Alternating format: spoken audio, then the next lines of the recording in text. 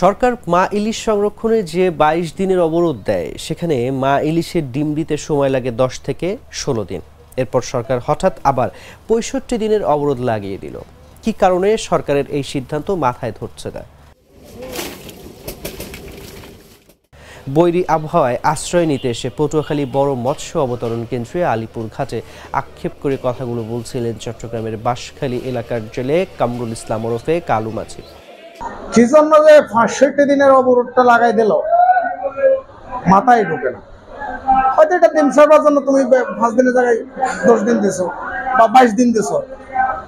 ৬৫ দিনের অবরোধটা কিসের জন্য দিছো সেটা মাথায় ঢোকে না।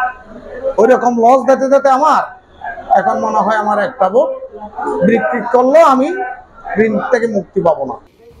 ঘাটগুলোতে থাকা জেলে, মাঝি, আড়তদার, পাইকার, ট্রলার মালিক সহ মৎস্য পেশার বেশিরভাগ মানুষের সঙ্গে কথা বলে জানা যায়, সবারই অভিযোগ ৬৫ দিনের অবরোধ এবং অবরোধকালীন সময়ে বাংলাদেশের জলসীমায় ভারতীয় জেলেদের মাছ শিকারকে ঘিরে। তাদের দাবি, জলবায়ু পরিবর্তনের কারণে এমনিতেই বারবার আবহাওয়া খারাপ হচ্ছে। এর উপর একটানা ৬৫ দিনের অবরোধ জেলেদেরকে নিঃস্ব করে দিচ্ছে। এখন মনে করেন না, দেশের ঘাটও গেলে মালিকে বাজার দিতে পারে না, একুলাইসি বাজার দিব, যাবো আমরা বেতন করা ভাই, মালিকের পোষে না, এই নিজেকেও পোষে না, কর্ম বাসা বাড়ি চলে না, যা বাংলাদেশে এখন বড় সমস্যা হয়ে দাঁড়িয়েছে। এর থেকে পরিত্রাণ পেতে হলে ৬৫ দিনের অবরোধকে বিলুপ্ত করার বিকল্প নেই। মাছ তেমনি নাই, কম মাছ দেখা যাচ্ছে না। কক্সবাজার ঢুকার জন্য গেছিলাম, কিন্তু কক্সবাজার থেকে দূরে, এখান থেকে কিনারে আর এখানে ঢুকছি।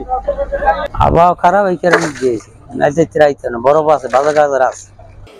জেলেদের সঙ্গে কথা বলে জানা যায়, গত ২০ মে থেকে ২৩ জুলাই পর্যন্ত ছিল সমুদ্রে ৬৫ দিনের অবরোধ। এরপরে ১০ থেকে ১২ দিন পর পর ৩ থেকে ৪ বার বৈরী আবহাওয়ার কবলে পড়তে হয়েছে তাদের। এতে একদিকে সমুদ্রে না থাকতে পেরে বঞ্চিত হচ্ছে ইলিশ থেকে, অন্যদিকে ক্ষতি হচ্ছে মাছ ধরার জাল, ট্রলার, সরঞ্জামাদির।